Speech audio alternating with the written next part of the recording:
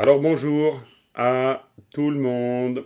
Voilà, plutôt qu'à vous toutes et tous, parce qu'il faut que je change un peu. J'ai pas énormément de variété, je dois dire. Mais en tout cas, bienvenue. Voilà, pour ce cours. Comme je vous l'avais dit, là, on voit cours de tibétain, groupe lecture, leçon 13.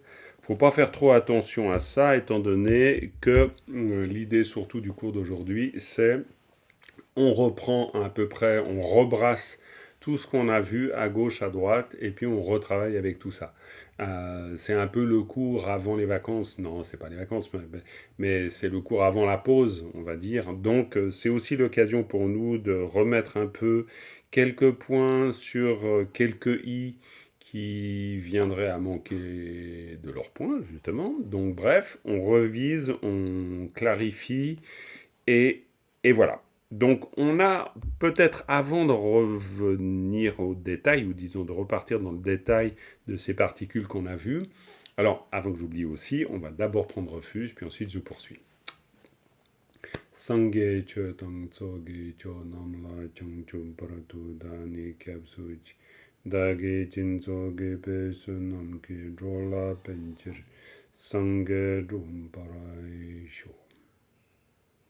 Voilà. Donc, je disais, je reprends. Donc voilà, avant de repartir dans les particules, il y a quelque chose que j'ai bien apprécié, c'était lors d'un échange avec Philippe, où ça nous a permis de préciser que les trois axes clairs de l'apprentissage, c'est le rôle des particules, ça on l'a vu, c'est notre lecture fluide, et c'est nos mots de vocabulaire. Et idéalement, dans le vocabulaire, les mots-clés. Alors, on est bien d'accord que les mots-clés, c'est un peu les mots qui s'imposent, c'est-à-dire qu'on voit puis qui sont incontournables, ça c'est sûr. Puis c'est aussi les mots avec lesquels on a une affinité. Moi, je vous suggérerais vraiment d'avoir du genre un petit carnet où vous vous organisez comme vous voulez, mais vous notez ces mots. Et c'est vos mots. Alors bon, c'est juste une manière pédagogique de faire, mais ça permettrait, ça pourrait nous aider, vous aider à vous dire, ok, tiens, ça, ces mots-là, je les maîtrise. Et ça pourrait être sympa. En rapport aux mots étudiés aussi. Hein. Ça peut être d'autres mots en plus que vous pouvez rajouter. La lecture, c'est ce que vous faites. Vous prenez le texte et puis vous grattez. On est bien d'accord. C'est-à-dire que vous faites, quand je dis lecture, ça veut dire vous n'oubliez pas l'épellation. Hein, vraiment. L'épellation, c'est sang à sa sang, rakata gayata gyasa gye, tang à tang, payata chang à chang, chashapyu chuba chub, sadembu sema sa sem, tao pa a pa, tama sa tam. Quand je dis l'épellation, c'est ça. Hein. Ça veut dire que vous devez arriver normalement à cette aisance.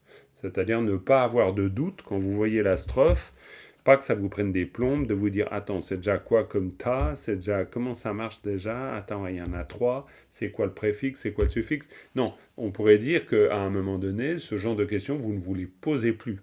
Il y a quelque chose de l'ordre de l'aisance, voilà, tout simplement. Mais en même temps, il n'y a pas de stress. Hein. C'est-à-dire que l'aisance vient simplement en faisant. C'est-à-dire que si vraiment vous vous dites, je fais une ligne, mais pas plus, je fais une ligne d'épellation par jour, ça le fait. Hein.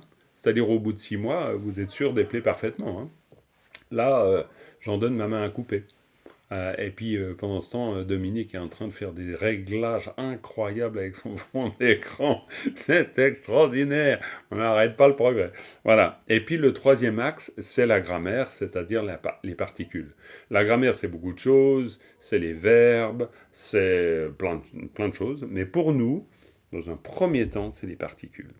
Donc voilà. Et une fois qu'on a ces trois éléments clairement placés, ça avance tout droit, quoi. C'est facile, presque. Voilà. Donc, ok. À partir de là, à partir de ce rappel,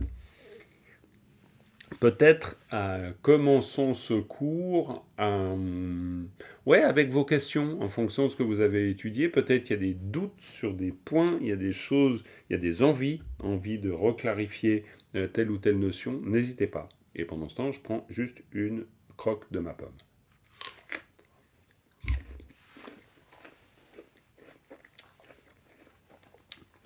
D'ailleurs, comment on dit ma pomme? Vas-y, Philippe. couchou, Ouais. Couchou, c'est pomme. Et comment justement on exprimerait ma pomme? couchou, il faut dire, qu'est-ce qu'il faut dire? La particule oblique qui indique,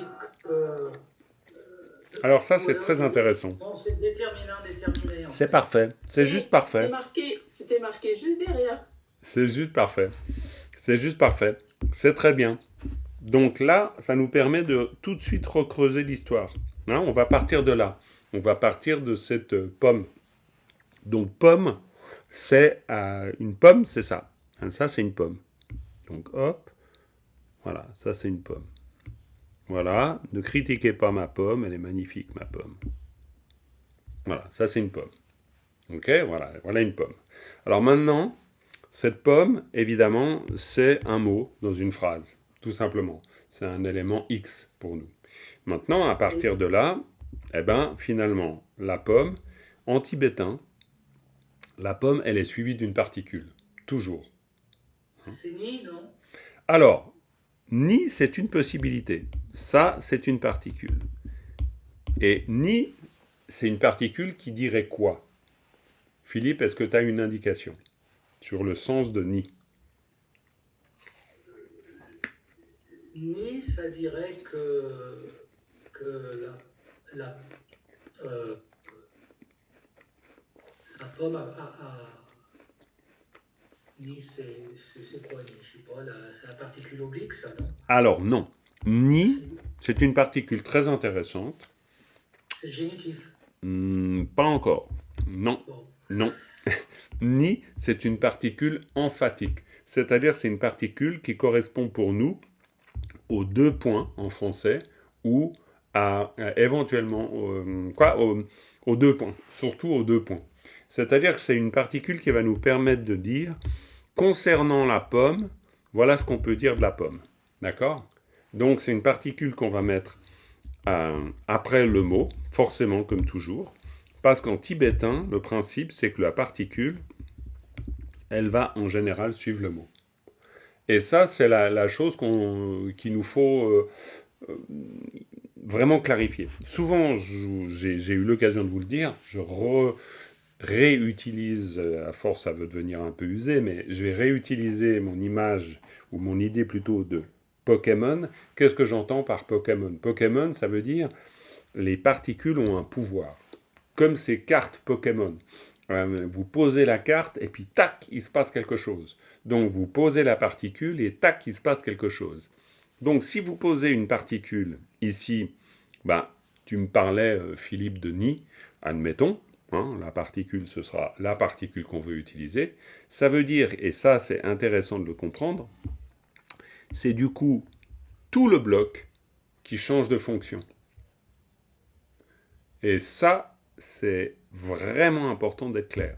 Si, admettons, ma particule, c'est une particule, alors on va faire comme ça, c'est la particule, c'est la particule là. Hein. La particule, c'est un là. C'est-à-dire là, on est dans un clair, un laten. Hein. C'est une des particules très courantes en tibétain, c'est la particule là. La particule là, en tibétain, c'est laten. C'est le sens de là. Ça, c'est le nom qu'elle a. Mais on peut aussi parler d'une particule dative locative, ce qui est, voilà, bon. Et puis, dans le sens moderne, avec les grammairiens actuellement, tels que Nicolas Tournadre, on parlera d'une particule oblique.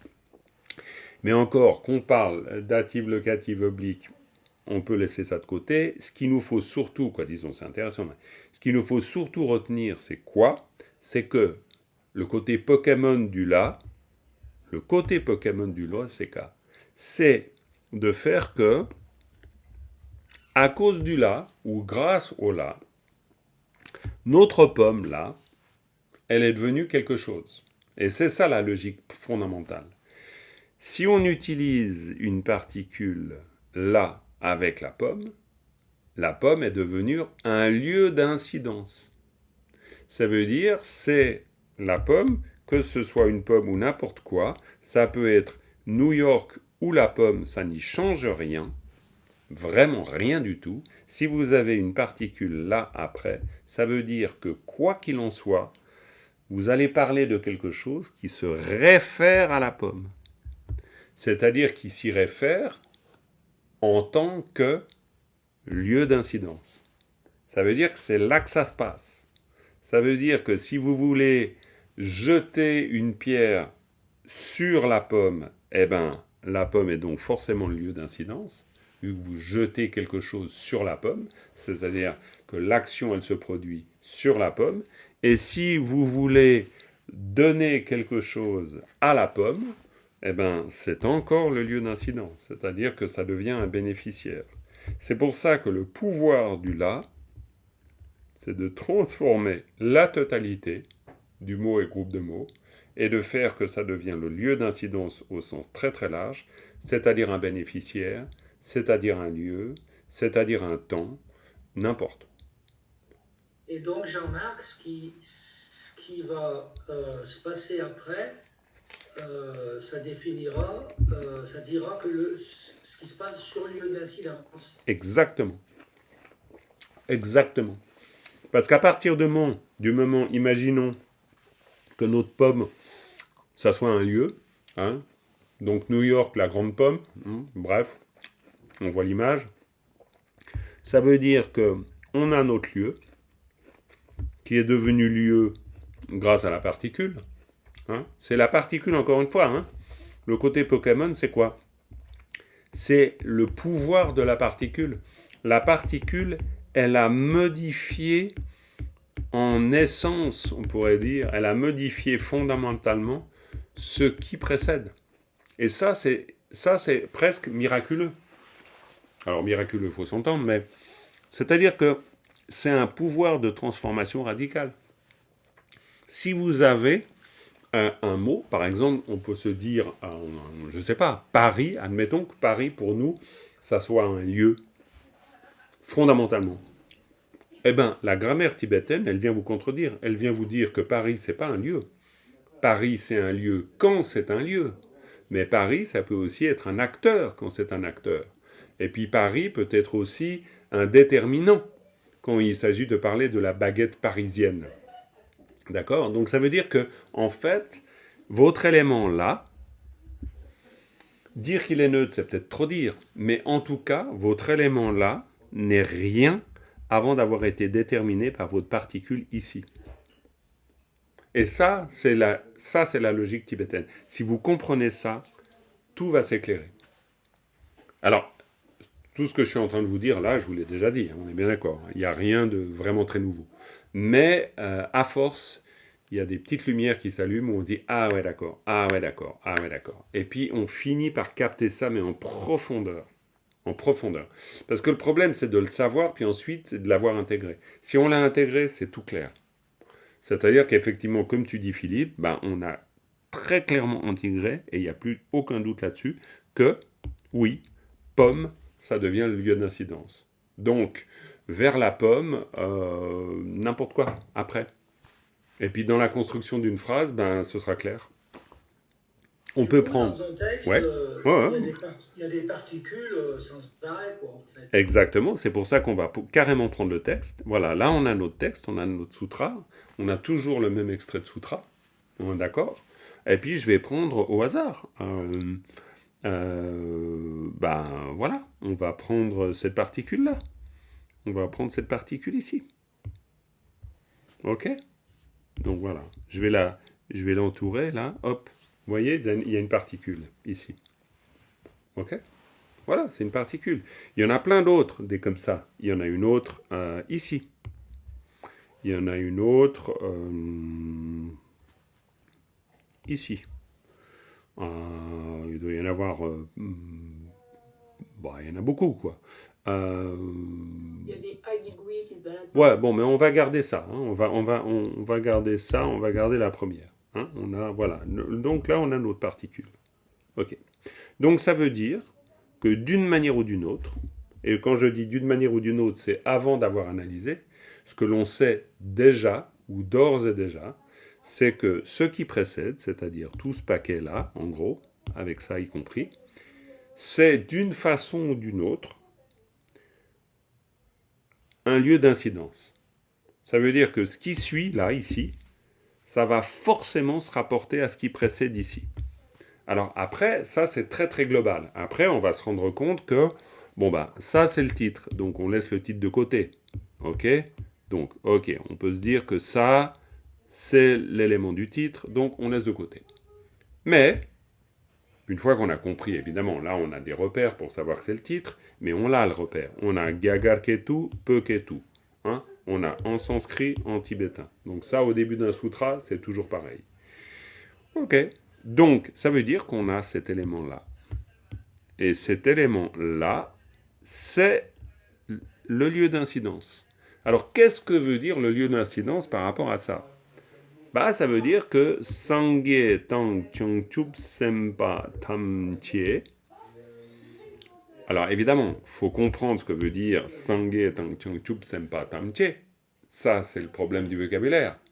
Mais on aurait Kushuk, c'est la même structure. Hein. On aurait notre pomme, que c'est exactement la même structure.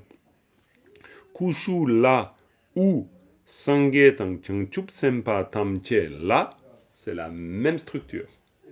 Donc ça veut dire que ce qui va suivre ici, Chatselo, ça veut dire rendre hommage. Donc évidemment, vous rendez hommage à quoi? Eh bien, en l'occurrence, pas à la pomme. Vous pouvez faire un culte à la pomme, il n'y a pas de problème, vous rendez hommage à la pomme. Mais le principe, c'est le même. Vous rendez hommage à quoi? Sangye Tang Chungchup Sempa Tamche. C'est-à-dire à tous les Sangye, Bouddha, Chungchup Sempa, les Bodhisattvas, Tamche, tous et toutes. Et puis voilà, c'est fait, c'est dans la poche. C'est tout simple. Alors, c'est tout simple, on est d'accord, c'est tout simple. L'idée, c'est de manier ces trois éléments qu'on a vus. Lecture, vocabulaire, grammaire, qui vont ensemble. Voilà. Mais dès lors qu'on les a plus ou moins maniés, ou qui sont plus ou moins clairs, c'est tout simple. Oui, Cathy.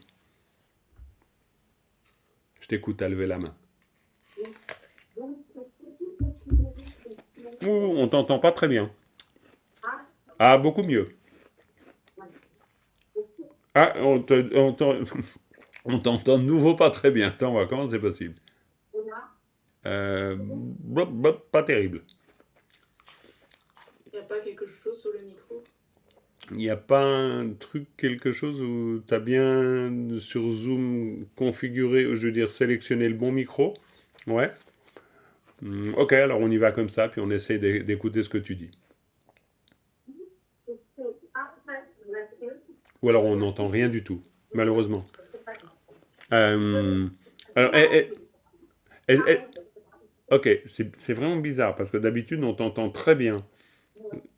Donc, quand même, check voir s'il n'y a pas un petit problème de réglage, là. Hein? Et puis après, tu reviens avec ta question, hein? Parce que c'est bizarre, d'habitude, on t'entend très bien. Ok, en tout cas. Le chat, la question, si tu veux aussi. Ouais, tu peux aussi le mettre dans le chat, hein. Ça, c'est vrai que c'est possible aussi, hein. Comme tu veux. Mais sinon, j'espère que c'est bien clair pour toutes et tous. Sangye, Bouddha et Chungchup Sempa, c'est-à-dire les Bodhisattvas, Tamche, tous. Hein. Sangye Tang Chungchup Sempa Tamche là, à vous tous, Chatselo, je rends hommage. Donc c'est très simple. Très très simple. Maintenant, on change le là et on met une autre particule. On met la particule Ka, Giguki, Sa, Ki. Bon, je ne devrais pas faire ça parce qu'on ne voit rien du tout. Donc ça va pas du tout. Donc je vous montre là. Hop. Très bien. Ok. Ka, Geguki, Sa, Ki. Ça, c'est la particule ergative. On est d'accord? Ergative instrumentale. Donc, si j'imagine cette particule, je reviens avec mon texte. Et donc, on change cette particule. Eh bien, qu'est-ce qui se passe? Bah, c'est très simple. Qu'est-ce qui se passe? Donc, la phrase, maintenant, vous la comprenez comment? Alors, vous imaginez donc qu'on utilise une autre particule. On utilise la particule, on ne va pas bien voir écrit, mais je vais essayer quand même. vous allez avoir la particule. Attendez, voilà, je vais me mettre en. Voilà, vous avez la particule, c'est Kagiguki Saki. Hein, on change de particule. On met cette particule-là. Qu'est-ce qui se passe? Ce qui précède devient acteur. Ouais, et donc dans ce cas-là, la phrase, elle devient quoi? Eh ben, dans ce cas-là, c'est les Bouddhas Bodhisattvas qui rendent hommage. Et voilà. C'est aussi simple que ça. Mais évidemment, c'est aussi simple que ça. Et oui, c'est aussi simple que ça. Mais le grand truc, ben, c'est que si vous le comprenez, vous avez compris l'élément essentiel de la compréhension du texte. C'est-à-dire, vous comprenez dans le texte qui fait quoi, vers qui, et où il le fait. C'est aussi simple que ça. C'est très très simple. Mais si vous ne comprenez pas ça, vous prenez les pieds dans le tapis. Et c'est pour ça que comprendre les particules, c'est hyper important. Vous pouvez avoir un doute gigantesque sur le sens de ça, à la rigueur. Oui, mais vous ne pouvez pas avoir de doute sur le sens de ça. Parce que sinon, pourquoi? Pour une raison très simple. Parce que ça, là, vous pouvez toujours décrypter. Mais ça, la particule, c'est beaucoup plus difficile à décrypter si vous ne le savez pas. Alors que quand vous connaissez la particule, bon ben ça c'est juste un problème de vocabulaire. Un problème de vocabulaire, c'est un problème technique. C'est pas un problème de compréhension de la structure. Donc là, il faut hiérarchiser les problèmes. On est bien d'accord. Ce qu'on apprend fondamentalement, c'est la structure. Après le vocabulaire, j'ai presque envie de dire, c'est votre job. C'est vous qui décidez. Vous connaissez 300 mots de vocabulaire, ben vous n'allez pas aller loin. Vous en connaissez 2000, vous allez plus loin. C'est comme en français. Mais si par contre, vous êtes nul dans la syntaxe, je ne dis pas vous, mais nous, n'importe qui, ne sait pas comment agencer les mots, ben, il ne sait pas parler. Donc, même s'il a 2000 mots. Donc, évidemment, s'il a 2000 mots plus la syntaxe, là, ça commence à devenir performant. Mais c'est pareil en tibétain. Pour nous, là, notre objectif, c'est d'avoir aucun doute sur la fonction de la particule. Parce qu'on a déjà besoin de ce point de repère. Après, on connaîtra tout le vocabulaire, et là, on sera très très bon. Mais si on a des doutes sur la fonction de la particule, alors là, ça va devenir super compliqué, parce qu'on rajoute au problème de la compréhension de la structure un problème de compréhension du sens. Voilà. Donc, là, de manière évidente, on a donc notre ou nos Bouddhas qui sont bénéficiaires de l'hommage. Donc, on a clairement Sangye Tang Chongchup Sempa, Tang ça veut dire bon, Chongchup Sempa Tamche La Chatselo. Pourquoi je dis bon? C'est parce qu'en fait, c'est rien ça. C'est-à-dire que ça ne nécessite pas une immense explication, le Tang. Le Tang, c'est juste, c'est un mot de vocabulaire. Si vous savez que ça veut dire et, c'est bon. Il n'y a pas besoin d'ergoter là-dessus. Donc, Bouddha et Bodhisattva, Tamche, ça veut dire toutes et tous, là, à eux, Chatselo, on rend hommage. Et c'est bon. Et la suite, ça va être pareil. Ça ne sera pas plus compliqué que ça. Jean-Marc? Ouais. Une question là. Bon, la Chatselo, rendre hommage, mais on ne sait pas qui rend hommage, du coup, c'est pas défini là dans la phrase. C'est pas du tout défini. Mm-hmm. Ah d'accord. Ouais. D'accord, c'est pas je rends hommage, on ne sait pas qui est-ce. On ne sait pas. Ah, ok. Et j'aime bien cette question, parce que ça me permet de répondre avec une de mes petites marottes, qui dit, le texte dit toujours la vérité. C'est-à-dire que je me force, plutôt que d'interpréter, là c'est très intéressant cette question. Parce que si on se laisse aller à l'interprétation, on va dire, c'est forcé, c'est moi qui rends hommage. Non, je ne le sais pas. Et je préfère ne pas le savoir. Pourquoi? Parce que le texte me le dit comme ça.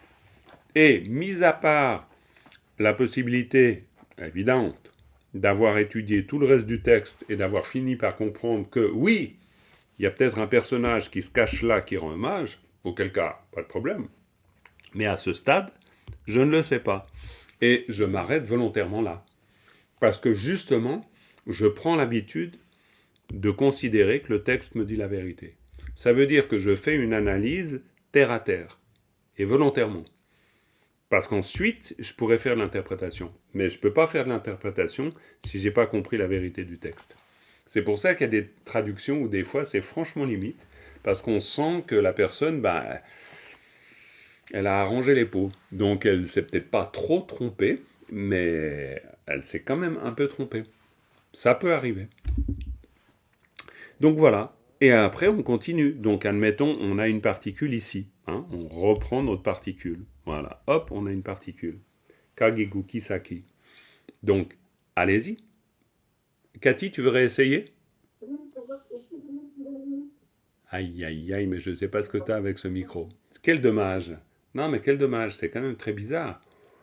Tu as regardé, juste, est-ce que tu as regardé dans l'icône tout en bas à gauche sur Zoom, tu as vu que tu as une petite flèche, tu cliques dessus et tu as paramètres audio. Tu as été voir dans paramètres audio?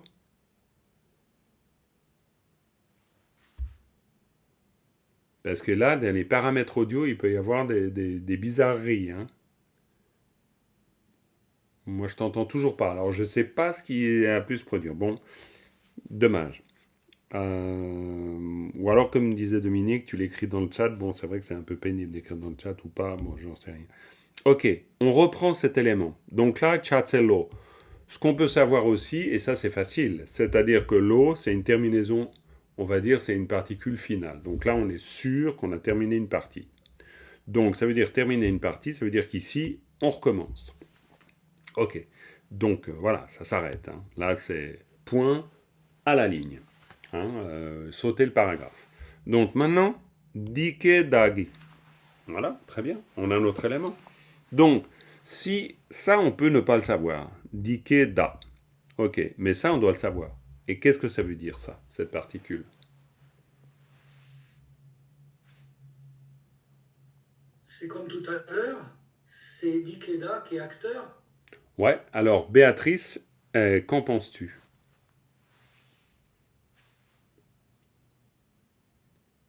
Est-ce que c'est clair pour toi, l'histoire de savoir? En fait, je réfléchis.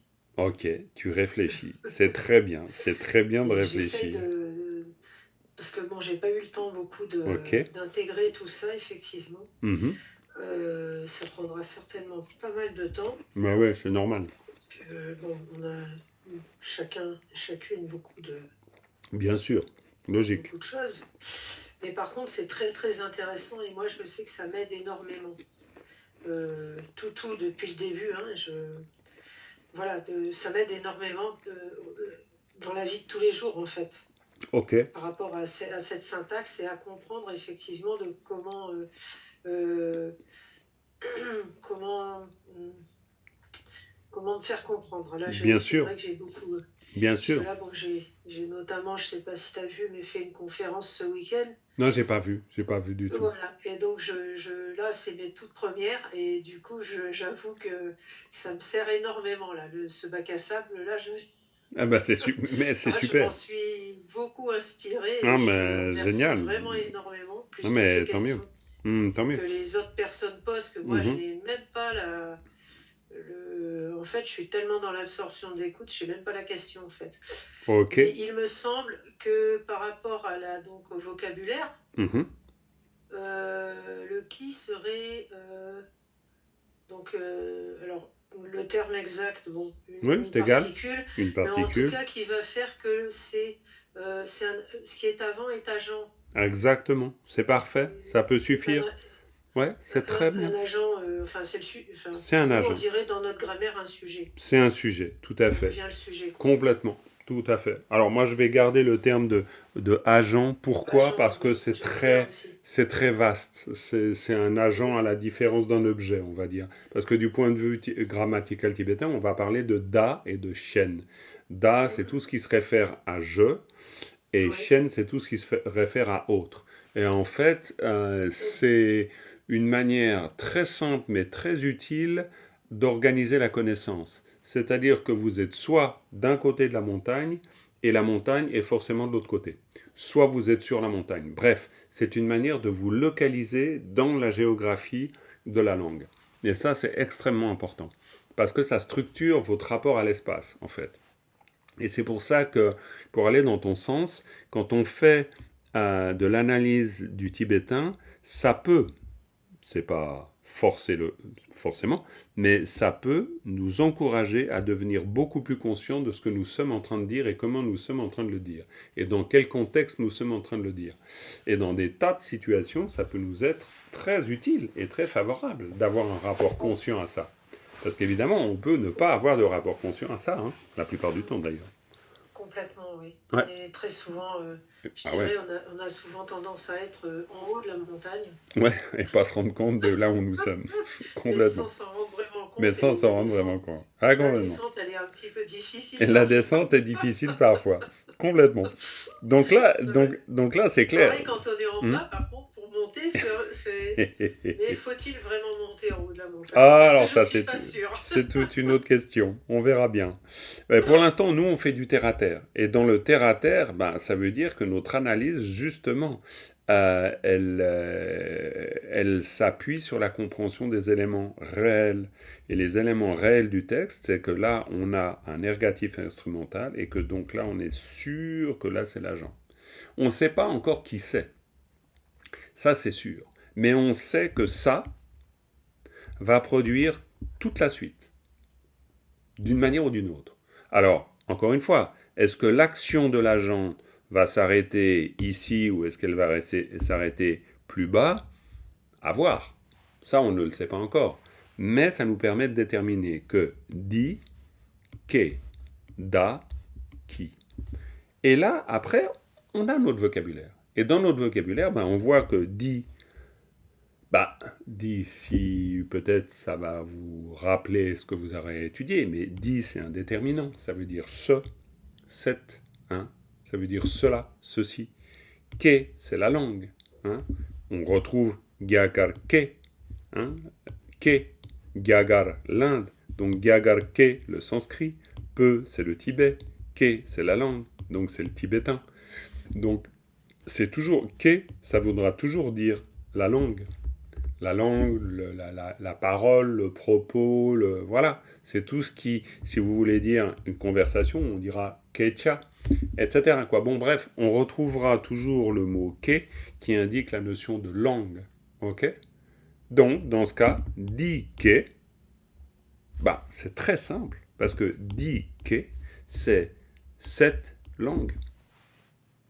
Tout simplement. Et là, il n'y a pas à chercher midi à 14 heures. Et c'est pour ça que notre analyse très terre-à-terre, caillou après caillou de la montagne, un jour on comprend ce qu'est la montagne, mais d'abord, là on pourrait dire, on est à ras du sol. Et on est à ras du sol, et puis on va vraiment d'une manière peut-être besogneuse, d'une manière patiente, tranquille, on va mettre nos éléments. On n'a pas besoin. Parce que ça... Expérience faite, je me rends compte combien ça peut être un obstacle. On n'a pas besoin de tout de suite formuler en français. Restons dans le côté rocailleux, c'est-à-dire ça, langue, et da, c'est je.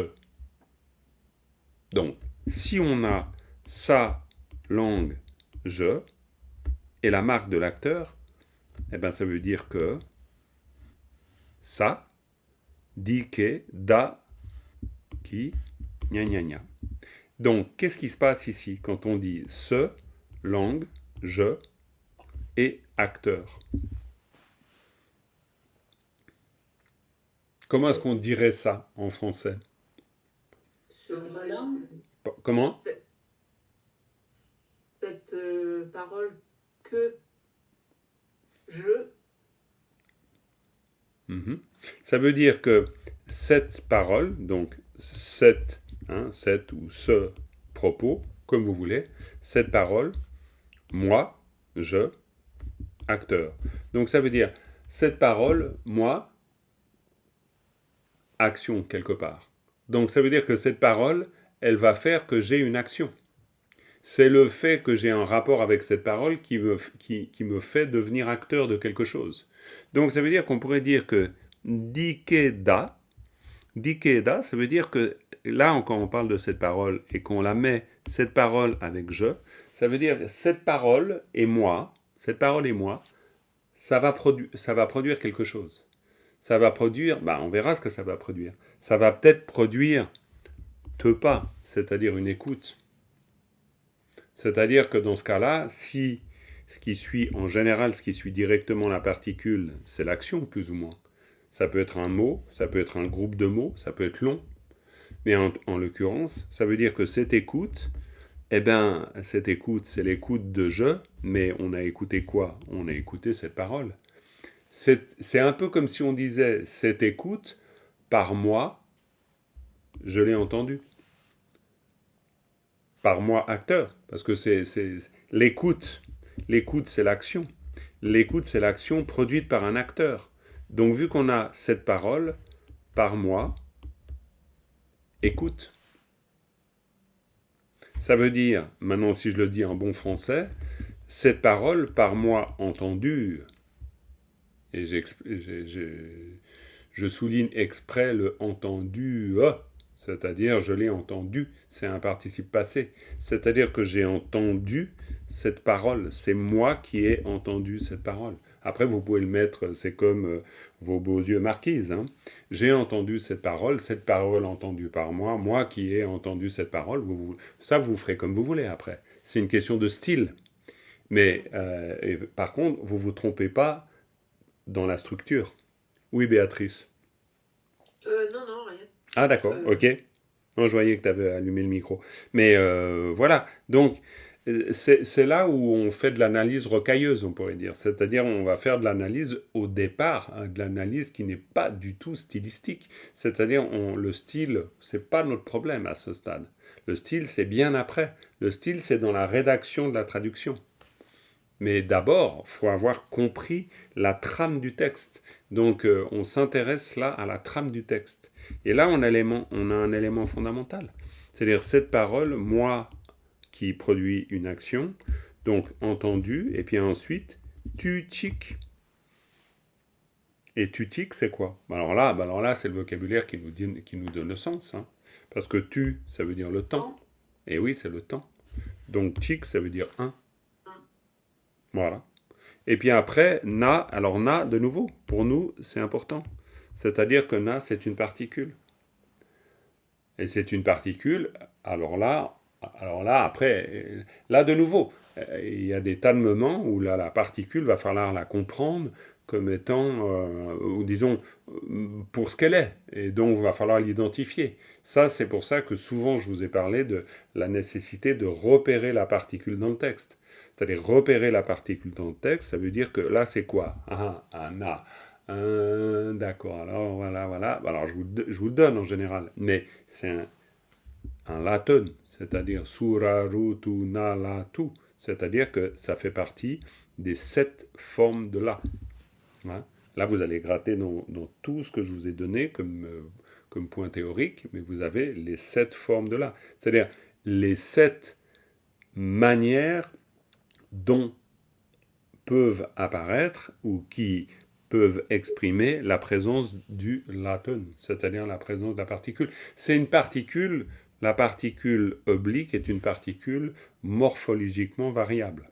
C'est-à-dire que là aussi, hein, ici vous avez aussi un latin, mais c'est morphologiquement variable. C'est-à-dire que là vous avez une morphologie en la, et là vous avez une morphologie en na. Mais à part ça, c'est la même particule. Mais attention, quand je dis la même particule, ça ne veut pas dire qu'elle a forcément... Elle a toujours la même fonction de base. On pourrait dire fondamentalement, sa valeur Pokémon est la même, si je devais m'exprimer ainsi. Hein, juste pour bien comprendre. Sa valeur puissance, on pourrait dire. Sa puissance fondamentale, c'est la même. C'est comme, on pourrait dire, c'est comme du ciment. Le ciment ou la colle. La puissance du ciment et de la colle, c'est de pouvoir coller. Ok? Mais maintenant, pas très bien. Un peu mieux. Ah oui, c'est beaucoup mieux. Donc, je peux essayer de poser ma question. Oui, là on t'entend déjà, beaucoup mieux. J'en reviens aux particules, parce qu'en général, on peut considérer qu'après la particule, que ce soit un atome ou une particule instrumentale, il y a toujours un verbe, enfin toujours. Fréquemment, il peut y avoir un verbe après. Ouais, tout à fait. Oui, Donc, oui, au oui. niveau du vocabulaire, ça peut nous... Bien sûr, bien sûr, D'accord. bien sûr. Par exemple, si on parle de Tachi qui a tué le tigre, eh ben, tuer, bon, c'est pas un super exemple, mais c'est parce que c'est un exemple qui est donné dans Goldstein, quoi, bref, dans un manuel de tibétain, parce qu'il joue là-dessus le tigre qui a tué Tachi ou Tachi qui a tué le tigre, quoi, bref, pour jouer sur l'acteur, le verbe tuer sera de toute façon après. Hein, ou le yak, hein, le tigre a tué le yak, tag yak séparé ou yag ta séparé. C'est-à-dire tout simplement, vous avez le verbe à la fin, et puis ce qui va changer, c'est si on prend, dans ce cas-là, bon, on pourrait dire planter une fleur, hein, ça serait pareil. Hein. Mais disons, admettons on a ici un élément, là on a une particule, hein, admettons une particule ergative instrumentale, et puis là, on a un autre élément. Voilà. Et puis là, on a un verbe. OK? Notre structure de phrase, c'est ça. C'est-à-dire qu'on a, par exemple, je, qui fait une action, fleur, planter. Je plante des fleurs. Hein? Et puis si on le renverse, on met pas je ici, on met fleur. Hein? On fait une inversion. Hop, tac, tac. Ben dans ce cas-là, c'est les fleurs qui me plante. Bon, évidemment, ça ne donne plus rien du tout dans la phrase. Mais vous comprenez que l'idée, c'est qu'on peut jouer. Là, c'est pour ça que Goldstein prenait cet exemple en disant, ben, si là on parle du tigre et si là on parle du yak, eh ben, une fois c'est le yak qui... Alors, le tigre, ben, on va dire monter sur le tigre pour pas utiliser le verbe tuer, hein, mais ce sera pareil. Donc, le yak est monté sur le tigre, ou le tigre est monté sur le yak. Voilà. Mais par contre, la structure, c'est toujours la même. C'est-à-dire, vous avez un mot, vous avez une particule, un autre mot et votre verbe. Et c'est comme ça que ça va marcher. Et en fait, ce côté, on pourrait dire, hyper logique de la langue tibétaine, mais quand je dis hyper logique, c'est vraiment hyper logique, c'est-à-dire vous êtes au niveau du caillou, quoi. C'est-à-dire que vous dérogez pas de la règle. Et c'est ça qu'on apprend. Ben, une fois que vous avez appris ça d'une manière très systématique, ben voilà, vous avez les éléments, quoi. Je veux dire, vous vous trompez plus. C'est-à-dire que votre particule, c'est votre particule, point. Et après, ben non, vous cherchez pas une combine pour contourner le problème. Vous restez dans la réalité du texte. Vous n'allez pas chercher ailleurs. Et donc, si vous n'allez pas chercher ailleurs, ben voilà, vous coltinez la particule.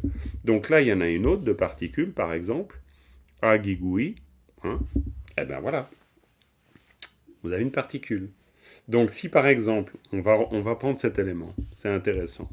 Hein, on va enlever ça, voilà, tac. Et puis, je vais simplement souligner le agigui. Hein, je vais mettre ça en rouge. Je vais souligner le agigui pour que vous voyez bien. Hein. D'accord? Voilà. OK? Donc, voilà. Donc, le côté besogneux, ras des cailloux, hein, dont je parlais avant, eh ben, très bien, on va l'illustrer. Donc, ça veut dire que moi, j'ai un élément ici et un élément ici. C'est ça ma structure. OK? Donc, ça veut dire que ma structure, c'est... J'ai un groupe de mots, ok? Et puis, mon groupe de mots, eh ben, on va dire qu'il est séparé ici et séparé ici. D'accord? Et j'ai mes deux éléments. Et donc, là, je fais rien d'autre que d'observer vraiment les choses. Donc, ça veut dire que j'ai donc, d'un côté, j'ai ici te pas, et puis là, j'ai tu. Et donc après, c'est un problème technique de vocabulaire. C'est pour ça que on sera toujours obligé de travailler sur les trois fronts à la fois. C'est-à-dire forcément qu'à un moment donné, vous devez comprendre le vocabulaire. Et c'est sûr, si vous ne comprenez pas le vocabulaire, vous ne saurez pas. Mais par contre, ce que vous pouvez faire avant de comprendre le vocabulaire, c'est de comprendre la structure avec la particule. Ça, c'est intéressant. Parce que la structure avec la particule, c'est quoi? C'est déjà reconnaître quelle particule, et en l'occurrence, c'est quelle particule ici? Est-ce que vous savez? Je suppose que vous savez. C'est le génitif. C'est un delta. C'est un génitif. Attention, c'est un le génitif est aussi morphologiquement variable. C'est-à-dire qu'il peut y avoir, bien sûr, variété quant à la forme, ou variation de la forme. Mais c'est un génitif, vous l'avez bien identifié. C'est pour ça que, premier but du jeu, identifier les particules. C'est super important. Vous ne pouvez pas faire de l'analyse de texte si vous allez trop vite en besogne et que vous ne passez pas d'abord du temps à identifier les particules. Impossible, on ne peut pas s'en sortir. Donc il faut identifier correctement les particules. Mais on apprend petit à petit de plus en plus. C'est un génitif, en général, l'avantage du génitif, il y a des particules un peu plus rotors pour nous. Mais l'avantage du génitif, c'est que là, il n'y a pas tellement de surprises. Quand vous voyez un A guigou I, c'est un génitif. Quand vous avez repéré que le A guigou I, ça peut aussi être un K guigou Ki, comme par exemple, imaginons sous cette forme-là, hein, K guigou Ki, ok? Bon, bah, vous avez tout compris. C'est-à-dire que vous savez que le génitif, ben, il peut avoir telle ou telle forme. C'est pas très compliqué. Ok? Donc vous avez identifié. Si vous avez identifié ici le A guigou comme génitif, donc il vous faut apprendre la fonction de base, le pouvoir essentiel, on pourrait dire, du génitif, c'est quoi? C'est de relier un déterminant à un déterminé. C'est tout. Il n'y a pas 15 milliards de trucs à savoir. Encore une fois, on est au ras des cailloux. Hein. À ce moment-là, on ne fait pas de la poésie. On n'est pas dans le style. Rien du tout. On est juste en train de dire, là, il y a une brique, et là, il y a une brique. Et c'est tout. Et on se demande quel est le rapport d'une brique avec une autre brique. C'est tout. On fait pas de la métaphysique. Hein. Donc, ça veut dire que ici, c'est quoi? Bah, le mot, faut le connaître. Ça veut dire l'écoute. Et ici, c'est le temps. D'accord? On a deux mots. OK. Puis en plus, on a des mots super pratiques, parce que finalement, le verbe écouter, comme la notion de temps, on en a besoin tout le temps. Hein. Du genre, quand vas-tu venir? On a beaucoup de temps, on n'a pas beaucoup de temps. Quoi, voilà, bon, bref. Donc, te paies-tu? Parce qu'évidemment, te paies-tu? Parce qu'en général, le génitif, il va relier les deux mots. Donc, te paies-tu? Te paies-tu? Et te paies-tu, ça veut dire quoi? Déterminant, déterminé. C'est le temps de l'écoute. Ouais, le temps de l'écoute. Hein? Ouais. Parce que, en quoi c'est déterminant et déterminé? Dominique. Explique-moi le rapport. Mais le temps, c'est le déterminé. C'est le déterminant. Et l'écoute, c'est le déterminé. C'est ça? Ah ben justement pas. C'est l'inverse. Eh oui, c'est l'inverse. Et c'est pour ça que ça veut dire que c'est pas encore compris. Et c'est ok. Si, c'est les mots français qui me perturbent, déterminant et déterminé en fait. Très bien. Ok, comme vous voulez. Ce qui est Ouais. à droite de la particule est déterminé par ce qui est à gauche. Exactement. Oui, Donc c'est ça. ici c'est le déterminant et ici c'est le déterminé. Tu as tout à fait raison. Ça veut dire en clair, et c'est pour ça qu'on fait de l'analyse ras des cailloux, parce que ça veut dire que je dois me débrouiller avec ça. Je fais pas de fioriture. Ça veut dire que mon temps là, il est déterminé par l'écoute. Donc c'est un temps de l'écoute. C'est un temps entendu.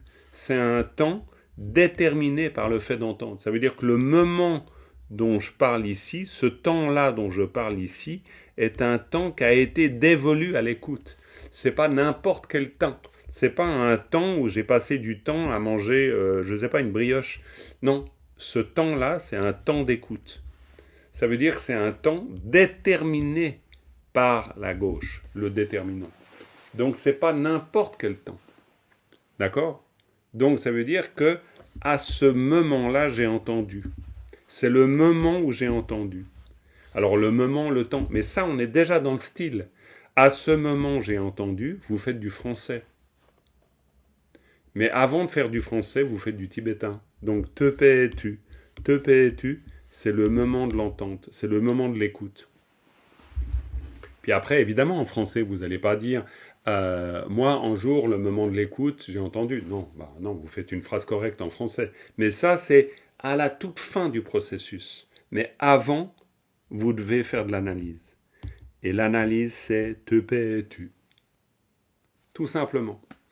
D'une manière un peu bornée, un peu besogneuse, on va dire. C'est-à-dire que vous inventez rien, vous essayez juste de comprendre les éléments. C'est la vérité du texte, ça. Oui, Philippe? Parce que sinon, Jean-Marc, chaque fois qu'on traduit, on s'éloigne un peu du texte véritable du coup. Toujours. C'est pour ça que si vous voulez devenir, admettons, un jour de très bons traductrices et traducteurs, et ce que je vous souhaite, parce qu'il y en aura toujours besoin, eh bien, il vous faut être extraordinairement rigoureux avec le texte. Si vous n'êtes pas rigoureux au départ, vous ne le serez pas à la fin. Donc ça veut dire que votre texte en français, ça sera une pure... Finalement, ça sera... Vous aurez joué un peu au feeling. C'est-à-dire que vous aurez peut-être un beau texte, vous aurez peut-être un texte qui n'est pas trop faux, mais vous n'aurez pas, cet ancrage dans le texte. En fait, c'est un peu comme un interprète en musique. Si vous voulez bien interpréter, il faut avoir un ancrage très puissant dans la partition. Et quand vous avez un ancrage très puissant dans la partition, là, vous pouvez prendre de la liberté. Mais vous ne pouvez pas prendre la liberté avant. Donc, dans la traduction, il faut une immense rigueur dans la compréhension fondamentale du texte. Et c'est exactement ce que vous apprenez. Est-ce que tu nominalises Redivoir, parce que je n'ai pas bien compris. Redivoir, Cathy. La dernière fois, on avait dit que par était aussi une particule. Alors, par, tu as dit par? Pas, absolument. Alors donc là, si on efface tout ça, et on prend juste notre élément ici. Là. Exactement. Donc là, on peut tout à fait voir qu'on a ici une particule, là, et là, on en a une autre, ici. Ok? Simplement, ce qu'il faut réussir à voir, c'est que cette particule pas, elle va avec le te. Te pas. D'accord? Donc c'est...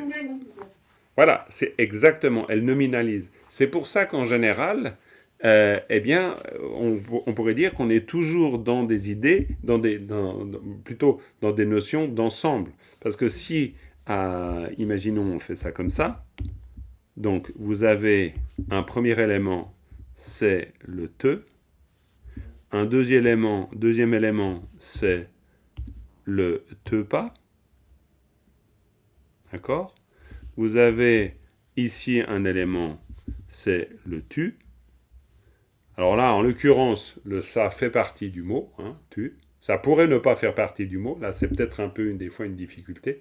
C'est des fois, il peut y avoir des petits pièges. Bon, ça existe aussi. Et là, vous avez un autre élément encore, c'est votre élément de la particule. Hein, on est d'accord? Là, vous avez votre élément de la particule. Donc voilà. Et puis ensuite, vous avez une dernière dimension. C'est la dimension où vous reliez tout ça. Ce qui fait que si vous regardez une phrase tibétaine, en fait, une phrase tibétaine, c'est un empilage, on pourrait dire, d'éléments qui, on pourrait dire, comme des poupées gigognes qui se retrouvent les unes dans les autres. Et donc, on pourrait, en toute fin, quand vous dézoomez, vous pourriez dire, à la rigueur, que tout le texte, ensuite, c'est la boîte dans laquelle vous allez trouver des multiples boîtes de toutes sortes de formes, etc. D'accord? Mais un élément comme celui-là, c'est clairement un élément composé de te, composé de pas, composé de ag et gui, et composé de tu. Et donc, ce que vous devez savoir, c'est que ça, par exemple, c'est un élément. Alors bon, ça fait partie de l'apprentissage, mais c'est pour ça que, au départ, on va plutôt apprendre, alors ça c'est la proposition que je fais, on va plutôt apprendre justement à identifier le génitif, et on va pas trop se charger du pas. C'est-à-dire qu'on va se dire, bon, te pas, je l'apprends tel quel, en bloc, on va dire.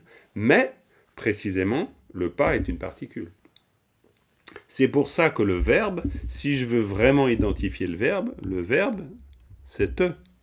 Le verbe, c'est ça le verbe. C'est le verbe écouter. Pardon. Oui. Ou entendre, plutôt. Le te, quand on dit le pas, justement, qui est nominal. Nominalisateur. Pourquoi? Parce qu'il Voilà. nominalise. Il Il nominalise. nominalise. En reprenant l'exemple de la dernière fois, donc en prenant l'exemple de voyage, Mhm. Oui, tout à fait. quand on disait avec le pas derrière, ça faisait Ouais. voyageur. Absolument. Et là, Ici. le fait de dire que le te avant, Mhm.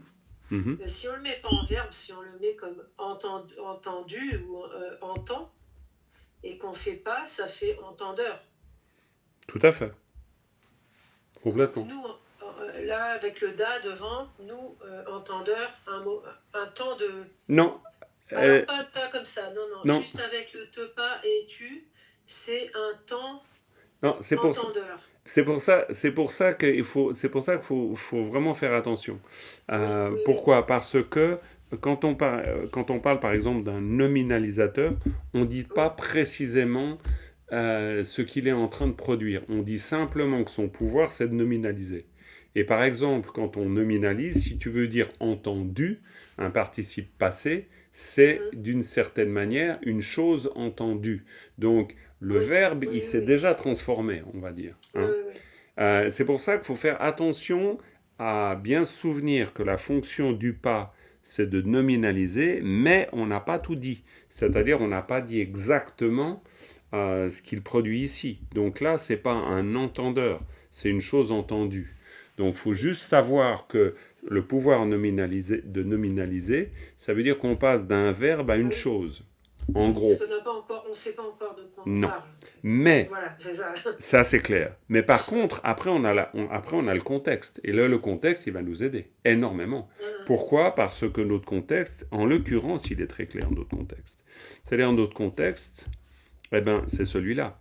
C'est le fait que nous avons ici un dike daki et on a ça. Ça veut dire qu'on sait qu'en fait, notre particule ici, qui veut dire que ce qui précède, c'est l'action. Donc ça veut dire qu'elle va porter sur un objet, l'action. C'est-à-dire que notre acteur va faire une action, en l'occurrence, qui va s'exercer sur forcément ce qui va venir. Du genre, on va couper du bois avec la hache, quoi. Mais là, non, c'est pas mon bon exemple. Mais disons, avec une hache, on va couper du bois. On dirait ça comme ça. Non? Donc là, c'est c'est pour ça qu'on parle de l'ergatif instrumental. C'est-à-dire qu'on pourrait dire que ce qui est avant, c'est certes un acteur, mais c'est aussi l'instrument d'une action. C'est pour ça que cette particule, elle est à la fois ergative et à la fois instrumentale. Dans le sens où elle fait que, ou elle rend ce qui précède à acteur de ce qui produit. Mais acteur ou instrument. C'est pour ça qu'elle est ergative ou instrumentale. Ça veut dire, l'idée de produire, ça veut dire qu'il va y avoir quelque chose qui va surgir de l'acteur ou de l'instrument. Du genre, on va par exemple écrire avec la main. Donc la main, c'est l'instrument de l'écriture. On va couper du bois avec une hache. Donc on va utiliser... Oui. On peut dire par exemple, la voiture va vers l'arbre, et l'arbre qui tombe sur la voiture, il casse la voiture en fait. C'est instrumental à ce moment-là. Oui, exactement. Exactement.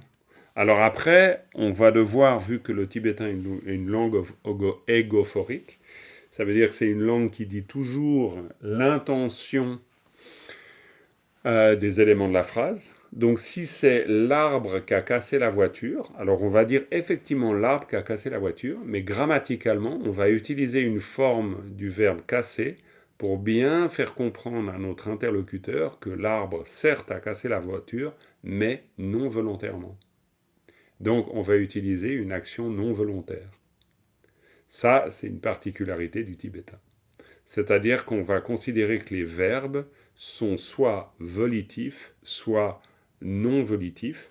Volitif, ça veut dire qu'ils expriment une action volontaire. Non volitif, ça veut dire qu'ils expriment une action non volontaire.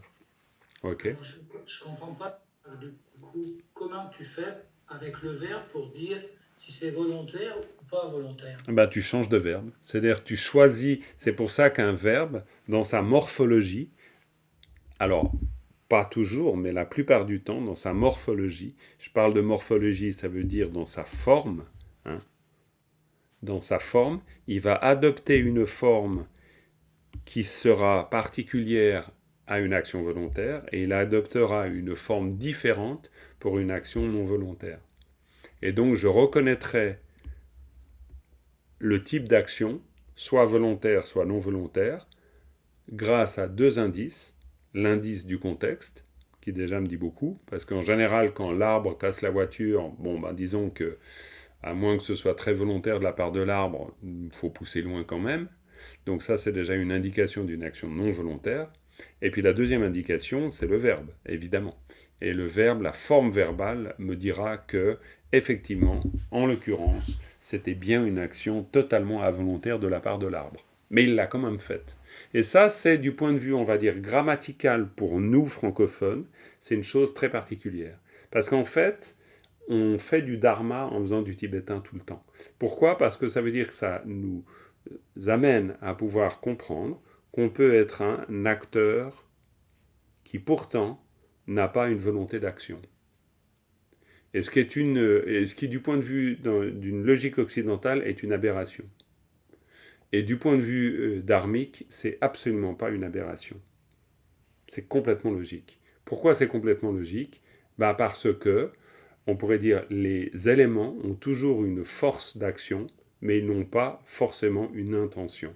Et c'est pour ça que, alors là on rentre dans profondément la philosophie bouddhiste, mais qui est importante, c'est la notion d'intentionnalité. S'il n'y a pas d'intentionnalité, on ne peut pas être sûr de l'action. C'est pour ça que du point de vue bouddhiste, le karma va toujours dépendre de l'intention. S'il n'y a pas d'intention, il n'y a pas de karma. Et donc, en fait, ça veut dire que le tibétain suit scrupuleusement cette règle. C'est-à-dire qu'une action volontaire suppose qu'il y a une intention, il y a une intentionnalité. Une action non volontaire suppose qu'il y a une non-intentionnalité. Et pour traduire cette notion extraordinairement importante de l'intentionnalité, eh bien, on va utiliser des verbes différents. En français, j'ai cassé la tasse ne m'apporte aucune forme d'information sur l'intention. Jean-Marc, donc tu veux dire que le verbe, il a des lettres totalement différentes. Exactement. Exactement. C'est pas le même mot du tout. C'est pas le même mot du tout. C'est pas le même mot du tout. Merci. C'est pas le même mot. Parce que en français, j'ai cassé la tasse, c'est une information que je donne à l'autre, mais l'autre ne sait strictement pas, il n'a aucun moyen de savoir, à moins que je le précise moi-même, si j'avais l'intention de casser la tasse ou si j'ai cassé la tasse sans faire exprès. Il ne peut pas le savoir. Dans la phrase « j'ai cassé la tasse », il ne peut pas le savoir. Mais en tibétain, il peut le savoir. « Nge karyul cheyin » j'ai volontairement cassé la tasse. « Nge karyul Cha-song, j'ai involontairement cassé la tasse. » Donc vous allez construire, et plus qu'avec l'utilisation du verbe, vous allez même utiliser des auxiliaires à la toute fin qui vont indiquer la situation, soit volontaire, soit involontaire. C'est pour ça que le tibétain suit une logique extraordinairement intéressante du point de vue dharma, parce que alors vraiment vous êtes dans l'intentionnalité, en train de vous poser les questions évidemment de l'intention, donc la place de l'ego dans l'action, etc. Ça forcément. Mais c'est aussi très intéressant parce que même la grammaire, elle va suivre ce principe-là, elle va inventer des manières de faire, telles que par exemple les auxiliaires, pour préciser tout ça. Et donc c'est là où ça commence à devenir hyper passionnant. Parce que par exemple, pour dire que nous avons des pensées qui s'élèvent dans l'esprit, en tibétain, vous êtes obligé d'utiliser un verbe pour dire le rapport involontaire du fait que vous avez des pensées qui s'élèvent dans l'esprit. Parce que le fait de penser à quelque chose est volontaire, le fait d'avoir des pensées est involontaire. Donc vous ne pouvez pas, grammaticalement, dire à quelqu'un faites beaux rêves. C'est impossible. La phrase n'existe pas en tibétain. Vous n'avez pas la phrase, littéralement, qui vous dit « fais de beaux rêves ». Pourquoi ? Parce que tu ne peux pas, avec un impératif, demander à l'autre de faire des beaux rêves. Pourquoi ? Parce que je ne peux pas décider volontairement de faire des beaux rêves. Donc, cette phrase-là est impossible grammaticalement en tibétain, mais alors qu'elle est tout à fait possible en français. Donc, on voit que le français se construit avec une perception de la réalité très différente que le tibétain. Et le tibétain suit scrupuleusement, c'est le côté terre à terre et c'est le côté caillou par caillou, suit scrupuleusement la réalité du terrain. Donc, tu ne peux pas dire « fais de beaux rêves » à quelqu'un. Non. Tu peux souhaiter qu'il fasse de beaux rêves. Puisses-tu avoir de beaux rêves ? Ça, tu peux.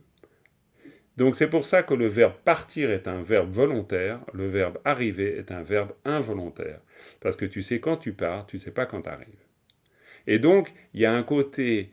c'est pour ça que j'utilisais l'idée de besogneux, mais dans le sens où on est au ras du sol, parce que au ras du sol, oui, tu sais quand tu pars, et oui, tu sais pas quand tu arrives. Et ça, c'est comme ça, si tu veux. Tu es au ras du sol. Donc, tu dis pas oui, mais bon, ouais, non, mais on sait quand même quand... Non, non, non. Tu sais quand tu pars, tu sais pas quand tu arrives. C'est impossible. C'est comme ça. Et donc, la grammaire, là, tu peux pas tourner autour. Tu es obligé d'accepter cette rigueur de la grammaire. En fait, c'est super très logique, Ouais. presque trop logique pour notre façon de penser. Complètement. C'est pour ça que le grand travail qu'on est en train de faire ensemble, en fait, mine de rien, c'est un travail de familiarisation à une logique de la langue, qui est une logique mentale, en fait. Une fois qu'on a compris ça, on peut commencer à faire du tibétain assez facilement.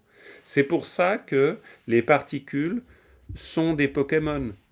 Alors, c'est une image, évidemment, mais dans le sens où tout notre boulot consiste à comprendre, on pourrait dire comme d'une manière presque intime, la puissance d'une particule. Quand on a compris ça, alors là, on commence à pouvoir vraiment comprendre l'intelligence de la structure du texte. Voilà. C'est ce qui fait la grande difficulté de la traduction, je pense aussi. Oui, bien sûr, mais c'est en même temps, c'est une difficulté largement surmontable. Pour autant qu'on traite la compréhension du tibétain avec beaucoup de rigueur. C'est-à-dire, c'est pour ça que on passe par là où on passe. Moi, disons, en tout cas, aujourd'hui, peut-être dans 10 ans, je dirai autre chose, mais aujourd'hui, avec l'expérience que j'ai des textes et voilà, et de la langue, ouais, je pense que si on passe pas par là, je vois pas comment on y arrive, quoi. C'est-à-dire qu'une traduction qui ne se construirait pas sur cette rigueur-là, je dis pas que je l'ai tout le temps, hein, ma compréhension, elle peut largement encore se développer, mais par contre, une traduction qui ne se baserait pas sur une compréhension profonde de la grammaire, j'aurais beaucoup de doutes. Ça ne veut pas dire qu'elle sera fausse, mais moi j'aurais des doutes, quoi. Parce qu'il peut y avoir des choses... De toute façon, on le voit, hein, dans le cours, le premier cours, on fait de l'analyse de texte, on voit que la compréhension d'une particule, elle est gigantesque, quoi. C'est-à-dire qu'après, dans un tibétain versifié, donc où il y a beaucoup de sous-entendus, donc là, bah, évidemment, si vous avez une particule qui est une particule emphatique, ça veut dire que la suite, ça sera une définition de ce qui précède. Si c'est une particule d'un autre type, ben, on pourra dire que, par exemple d'action, on pourra dire que ce qui suit est provoqué par ce qui précède. Et donc c'est très très différent. Et donc, les sens induits par les particules vont devoir être opérés pour que, justement, dans la traduction, on essaye au plus proche de traduire l'intention. Donc, c'est clair, si, admettons, dans une phrase, j'interprète mal le verbe casser, bah, je vais... Ah bah ouais, bah, il a cassé la tasse volontairement. Non, il n'a pas cassé la tasse volontairement. Donc, je ne vais pas pouvoir faire fi de la catégorie verbale. Si c'est un verbe non volitif, ben, même si je ne comprends pas le pourquoi de cet emploi du verbe non volitif à cet endroit précis-là, Ah, ok, ça c'est mon problème. Mais disons, je dois essayer de comprendre pourquoi l'écrivain tibétain ou le locuteur, il a utilisé le tibétain de cette manière-là. Quoi, voilà. Ça, c'est tout l'aventure incroyable qu'on fait avec la langue tibétaine. Mais on va s'arrêter là parce qu'on a explosé le compteur, comme souvent. Bon, voilà. Donc, on s'arrête là, avec une dédicace. OK? Et puis, vous réécouterez tout ça. Il y aura bien du boulot. Sonam diye tamche zingpa ni domne nyebe danam pamjene. Kegana chembolab trupa yi sipe tsole doa dolwaraisho. Voilà, merci beaucoup. Je vous laisse continuer à étudier toute cette Merci matière. beaucoup, c'est vraiment. Ça dépasse. Enfin bref. Ouais, ben, c'est intéressant. Moi, ça m'intéresse beaucoup. Je suis Moi, content j'ai de juste vivre une ça toute avec vous. petite Oui, question comme ça personnelle. oui, Béatrice. Comme tu emploies souvent le terme Pokémon, je voulais savoir si tu savais jouer au Pokémon. Non, je sais pas du tout jouer au Pokémon. Simplement, j'aime. Ah bah c'est rigolo par contre. Ouais, c'est rigolo parce que c'est vrai que c'est plutôt en entendant les Non, comme tu enfants. emploies le terme de carte et tout ça, justement. Et Bah, c'est pour ça que je pose cette question. ouais, mais c'est parce que moi j'avais beaucoup aimé la notion de force, c'est-à-dire ces Oui, personnages qui ont oui. des forces et qui Oui, donc, oui, qui se transforme. ouais, qui se transforment. Et ça, j'aime beaucoup parce que bon, mais Voilà. c'est aussi ma lecture. Un des quoi, j'ai des références philosophiques derrière aussi avec des philosophes qui ont beaucoup travaillé sur les notions de puissance d'agir, comme Bruno Latour D'accord. par exemple, et qui sont Ok. extrêmement intéressantes parce que tout à coup, on se met à interroger le monde d'une autre façon. Il n'y a plus juste les acteurs et les passifs, tout le monde est acteur de quelque chose. Donc Ouais. ça veut dire qu'on s'interroge beaucoup plus sur les interactions. Et là, c'est passionnant. Mais voilà. Ouais. Ok. Ok. Je vous Merci. souhaite une belle période de fête à toutes et tous. Et Joyeux merci beaucoup. Meunlam, hein. Merci beaucoup, bien sûr. Et puis on se retrouvera au mois de janvier. Bye bye tout le monde. Super. Merci, à Merci bientôt. beaucoup. Bye Je bye. vais essayer de réfléchir à un jeu de cartes. Un jeu de cartes, ouais. De La Pokémon, spécialiste des jeux de cartes. particules. Ok, Pokémon Ah. particules. À bientôt les amis. Bye bye. Bonne Ciao. étude. À bientôt.